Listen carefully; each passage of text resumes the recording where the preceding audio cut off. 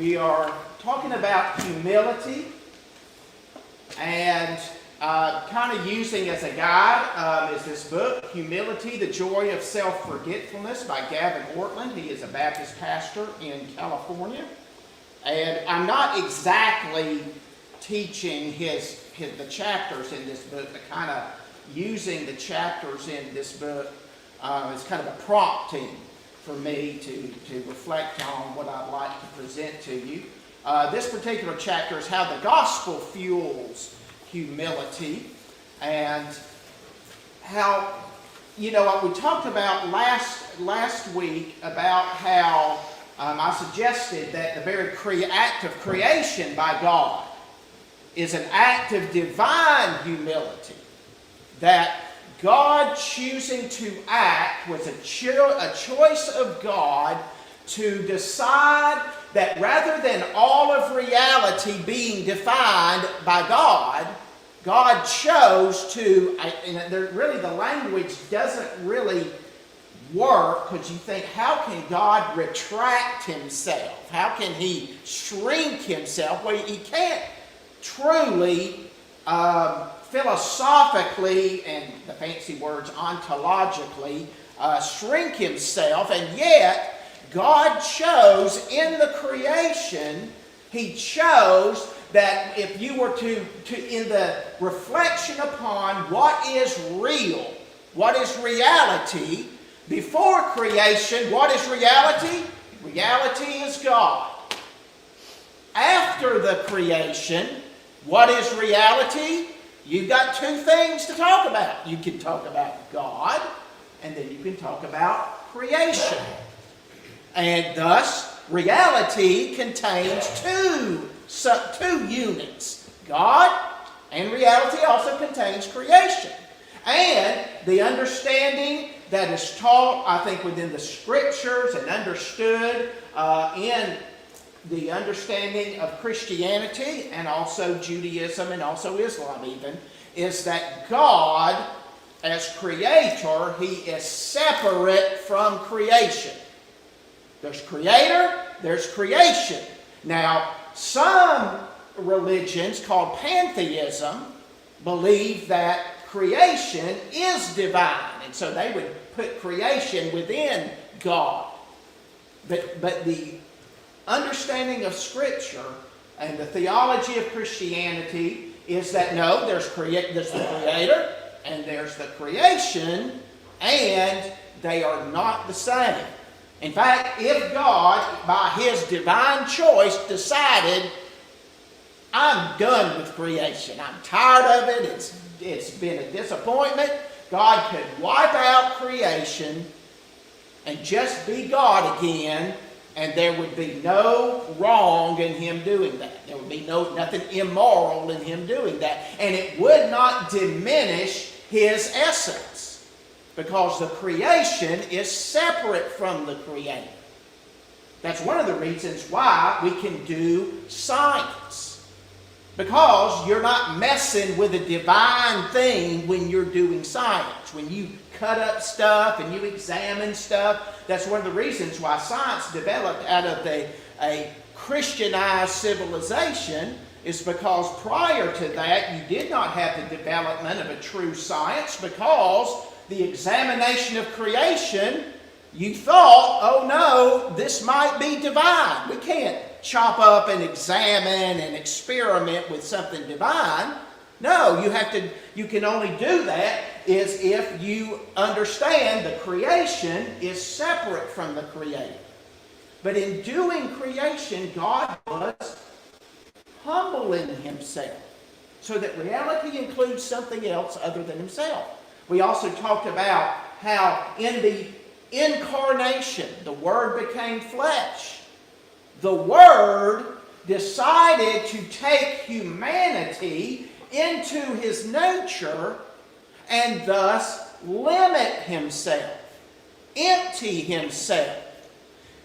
The Word had all the divine attributes, all of the divine qualities of knowing everything, being omnipresent everywhere, being all powerful, but the Word became flesh, bringing human nature into himself and thus limiting himself, and he did that voluntarily. It's not the idea that the Father said, all right, Word, you've got to do this. I've got more power than you. You're going to do it. No, the idea is that the Word decided in cooperation with the Father and the Spirit, decided to empty himself and bring humanity into his nature and thus be born within the womb of Mary. Now talk about humility, whereas you experienced all of reality prior to that, and then being accomplished within the womb of a woman. We then saw in the Scriptures how the Word made flesh, namely Jesus, grew. He increased in wisdom. So that means, the very use of that verb, increase, that means, increase means a conceptual movement from something small to something bigger. Well, that very action means that before he moved from something small to something big, he had to reduce his wisdom down to something that could increase. That's humility. He decided to know less. I want to know more. I want more information. I want to be aware of everything when I want to be aware of it. And the Word decided to humble himself, to go through that process of learning, the process of increasing in wisdom through time. We also saw his humility in deciding at his ministry, limitations of time. Deciding to go through a 24-hour day, a 52-week year, a 12-month year, and racking up decade after decade after decade before he even engaged and even beginning to show any sort of public leadership in ministry. He was humble for that period of time. And then he began to serve and teach and put up with people constantly demanding. Just think about the ministry of Jesus.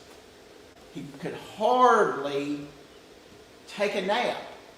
Those of you who've raised children have always constantly had kids knocking and crying when you have to go take a shower. Even me, when I go take a shower or go into the restroom, I see little cat paws coming up under the door because they're constantly demanding attention.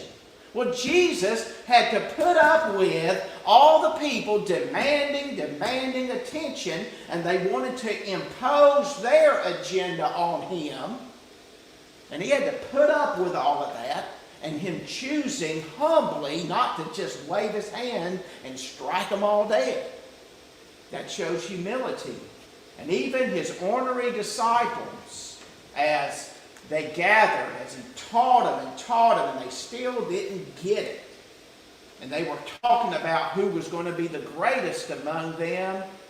And Jesus decides to wash their dirty feet.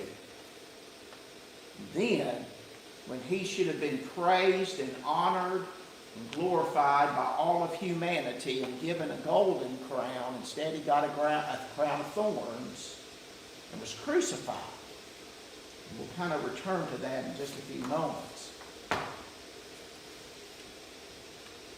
In the beginning was the Word, and the Word was with God, and the Word was God. And just reflect, he was in the beginning with God. Now, just theologically and thinking about that, as we understand the nature of God, as we study the Scriptures, And as we also understand, God is, what does 1 John teach us? God is what? Love. Which, and this is one of the unique things about Christianity that you do not see in the other Abrahamic monotheistic religions.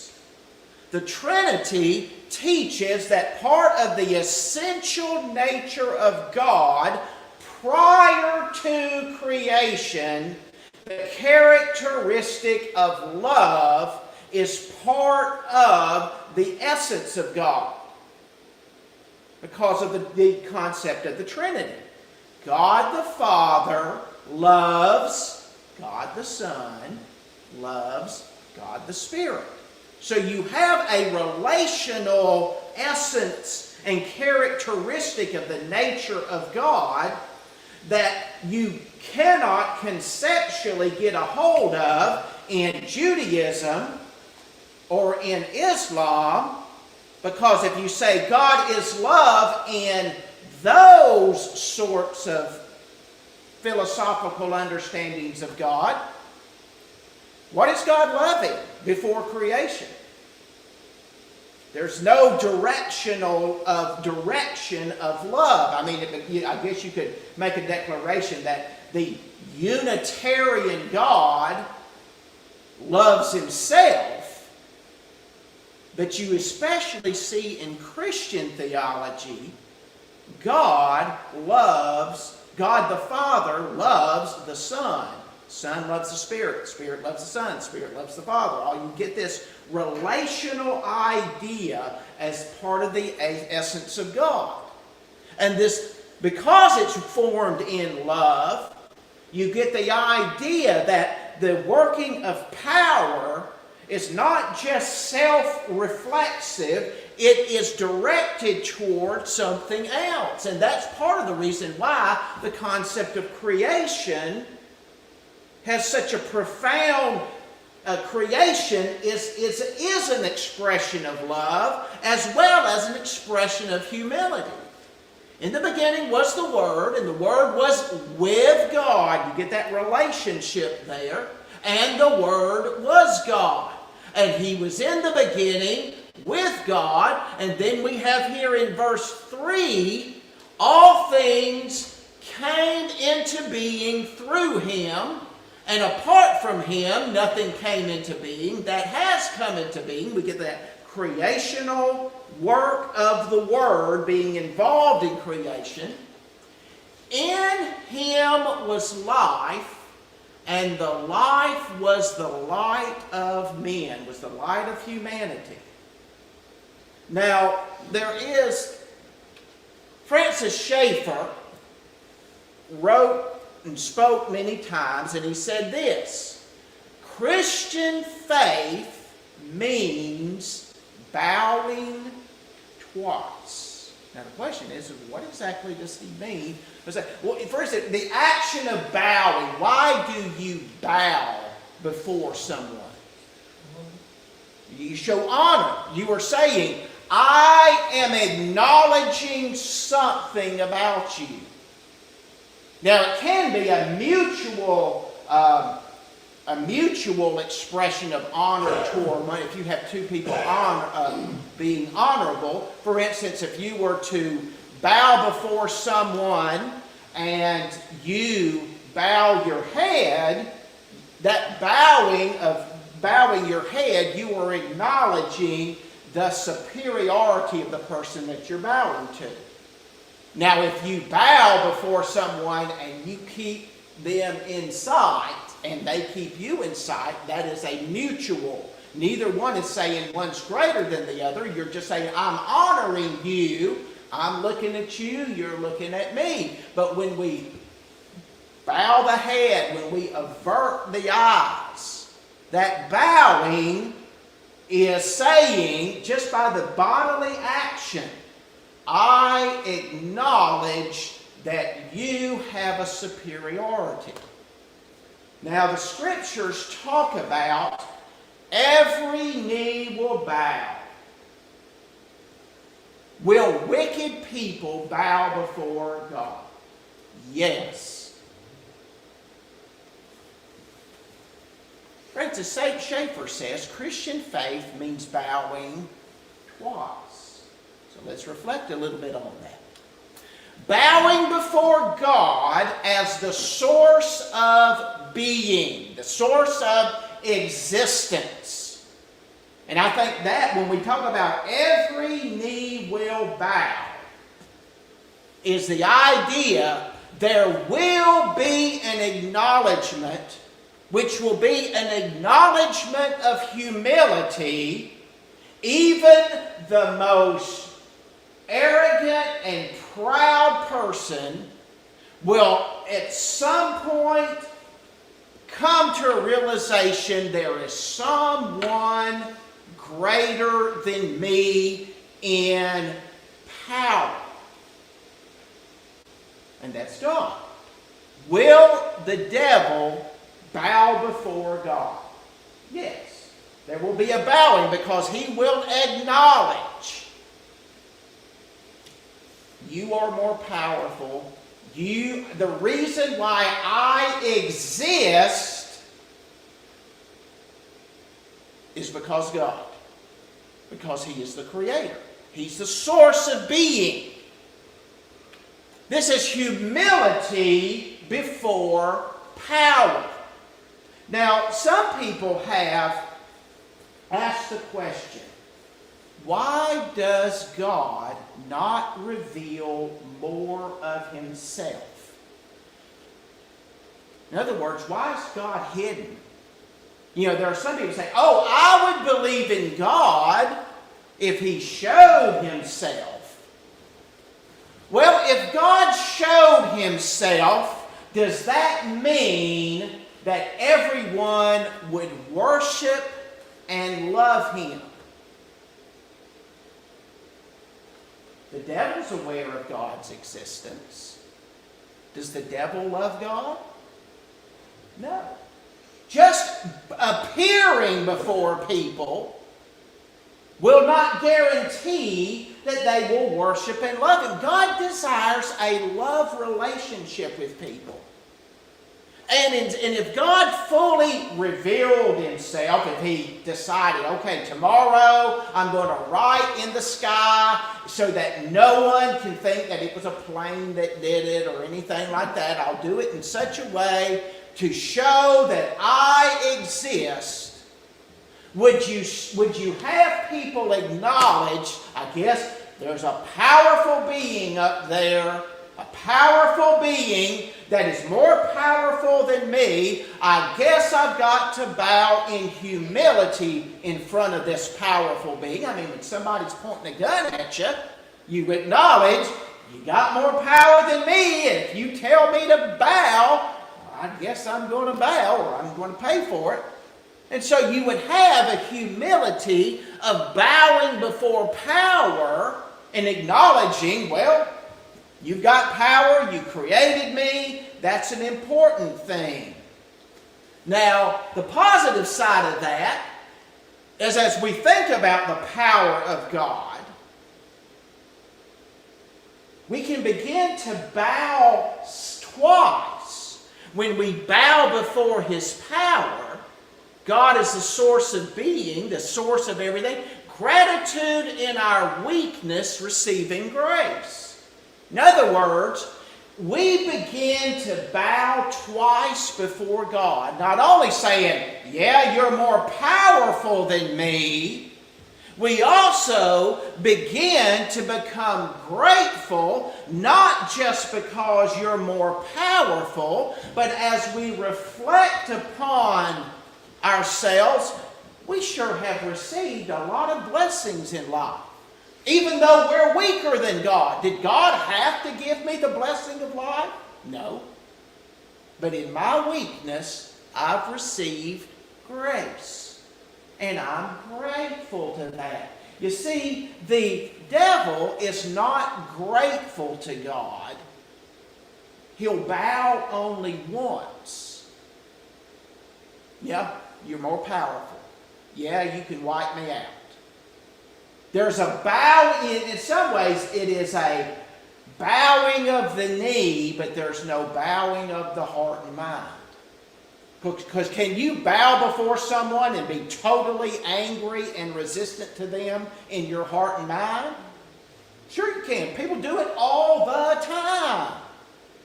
In fact, I heard a story. There was a woman, she grew up in North Korea, and as she grew up there, they were taught in school, America is terrible. And they had to go to school every day, and they would recite in their classrooms, I hate America. I hate America. But this little girl was raised in a family that smuggled in United States movies, Disney movies. And she said, in my heart, I would recite, I hate America. But then, in her heart, she says, oh, I love America. And it's because she received the blessings of America. And eventually, her mother was able to get her out of North Korea. And they immigrated to Canada and eventually came to the United States. But she just loves America because of the freedoms that we have here. Even though she bowed the knee, I hate America. No, I love America. Well, here we have this bowing twice, bowing of acknowledgement of God's power, but the heart's bowing in gratitude that we've received grace, even though we're weak. God has chosen to give weak people His grace. Also, we bow before God as the source of morality. God is the one that determines what is good. He's the source of morality. But when we begin to think about that, we are instantly, if we're truly experiencing humility, there's a problem. If God is the source of morality and goodness, what happens to us when we examine our own hearts? What do we discover? That we are not. The truly humble person first acknowledges that a person is weak. I've got deficiencies. I've got limitations. The truly humble person discovers that God is holy and I am not. Humility addresses not only power, it also addresses holiness and recognizes I'm not holy. I do not have the character qualities of God in my life. And humility recognizes I am a sinner. I do not deserve grace. And humility expresses itself in a bowing of gratitude that in our sin we have received what? Judgment? No. Mercy. Humility confronts the reality. I've received mercy. I've received grace, goodness, blessing, kindness, good things. I have also not received true justice upon me, because if true justice were enacted upon me, I would be cast out into the outer darkness. I would be destroyed. I'd be ground to ash. And so I bow twice. I not only acknowledge that God has power, I also acknowledge that God is holy. And I bow out of a gratitude because I've received mercy. See, the devil doesn't think he needs mercy. The wicked doesn't think he needs mercy. The atheist, I don't need mercy. I don't need forgiveness. There was the British people used that adjective bloody. And there was an atheist that says, I don't need any of your bleeding forgiveness. And then C.S. Lewis talked about, well, that's exactly the kind of forgiveness you need. Bleeding forgiveness. Because that's what kind of forgiveness that God showed. We've received mercy. And that's the bowing twice. I bow before God's power, but I bow before His holiness and His mercy because of what He's done for us. In Micah 6:8, He has told you, oh man, what is good. And boy, that just thinking about what is good. And I think really, we don't really discover what is good until we pay more attention to things. You know, sometimes we just think about good is only the stuff that gives me immediate pleasure. But if we were really to pay more attention to life, we would begin to see the goodness of God in so many different ways and the creativity of God. And to see how God has chosen not only to work in big bulk ways, He decides to work in the smallest of details. I mean, just exactly, if you could put an ant underneath a microscope, you would see God's design of an ant and an ant colony is such an intricate detail. And you really begin to see God paid attention to even the smallest of the smallest things to bring good. I've been seeing some videos of this lady that rescues bee colonies. You know, when people say, I've got bees, they go, well, don't kill them, don't spray them with a pesticide. No, you get in there, let me get in there, and I'll rescue the bees, save the bees. And she's so careful, and she doesn't wear any protective clothing. She just sticks her hands in there, and pulls them out, and finds the queen, and transfers the hive and all that. And if you think about the intricacy and the design of God, how He uses these little insects to pollinate our plants in order for us to have food and produce honey and all of that goodness that's there. And to just pay attention in detail of what God has shown to be good. But He's told you, oh man, what is good? And then there's the question, what does the Lord require of us? Well, in Micah, he highlights three things, but if we were to do real reflection upon this, to do justice, to act with justice, but we then ask the question, what is justice? To act like God has decided we should act.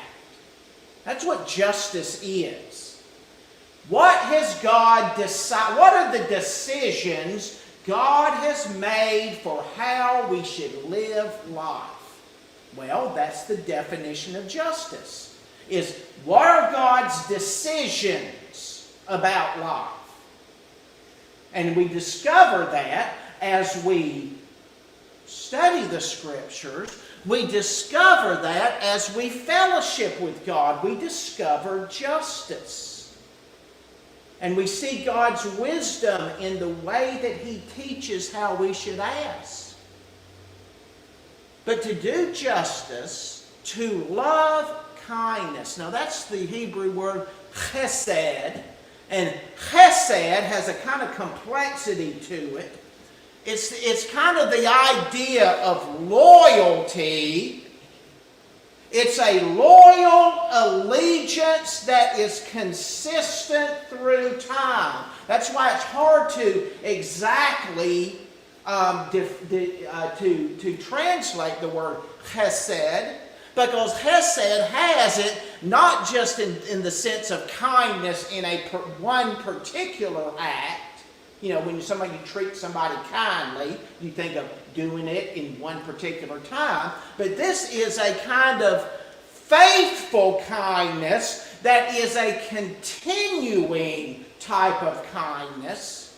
And it has a thing of loyalty to kindness. loyalty to faithfulness. It is a loyal, ongoing relationship. And so the person who's truly going to discover what the Lord requires, it's about discovering God's decisions about life. It's about loving the things of God, the things of relationship that are ongoing. It's not just a momentary thing. It's something that is continuing through life, that has the character of loyalty and faithfulness, and to walk humbly with your God, with that understanding that God is constantly present. And this is a fostering of what is true humility before God. And the thing that we should most remember is in this verse 8. Being found in appearance as a man, he humbled himself by becoming obedient to the point of death, even death on a cross. And his death on the cross was for our sins, but we truly become humble when we realize it was for my sins. I put him on that cross. My sins are on that cross. He suffered. He became obedient and humble in saying, I will not exercise my power to not be put on the cross. I will not exercise my power to not wreak vengeance against the people who put me on this cross. Instead, I will accept this death. I will accept this horrific pain for the benefit of the people that put me here. And if we're truly humble, we begin to understand, I put Jesus on the cross. And that should rattle us and change us in how we approach life. C.S. Lewis wrote a book, and it's a kind of a complex book. It's called the Space Trilogy. It's called That Hideous Strength, and it's got two characters in it, a husband and a wife. The wife aligns herself with people on the side of God, and the husband, Mark, aligns himself at the beginning of the book with an organization that you eventually find out is thoroughly satanic. It's also thoroughly scientific and institutional and bureaucratic and all that sort of a socialistic sort of a thing. But as Mark goes through and he eventually is being punished by the very people that he's aligned himself with, and he's suffered greatly, and he's about to be reunited with his wife, and he understands that she's aligned herself with the side of good. And he's reflecting on his life, and he's beginning to see he's ashamed. He's ashamed to see his wife because he's looking back over his life and realizing what a fool he has been. For the first time in his life, he starts to understand how other people must regard him. Quote, he saw himself as this new circle must see him, as one more little vulgarian, dull, inconspicuous, frightened, calculating, cold. He wondered vaguely why he was like that. Inch by inch, all the lout and clown and clodhopper in him was revealed to his own reluctant inspection. The coarse male boor with horny hands and hobnailed shoes and beefsteak jaw, not rushing in, for that can be carried off, but blundering, sauntering, stumping in where great lovers, knights and poets would have feared to tread. How had he dared, And who that understood could forgive him? He knew now what he must look like in the eyes of her friends and equals. Seeing that picture, he grew hot to the forehead. He was ashamed in thinking about who he really was, how he had aligned himself with such evil people, and he had chosen it. And he was embarrassed to go and meet his wife, who'd been on the side of good. He was humbled by his own sin. But the book ends with him going in, and his wife gives him a great hug. Grace given to the humble, wicked man. Humility looks at God's power. Humility looks at God's humility on the cross and is humbled that the cross was given for us wicked sinners because of his great love for us.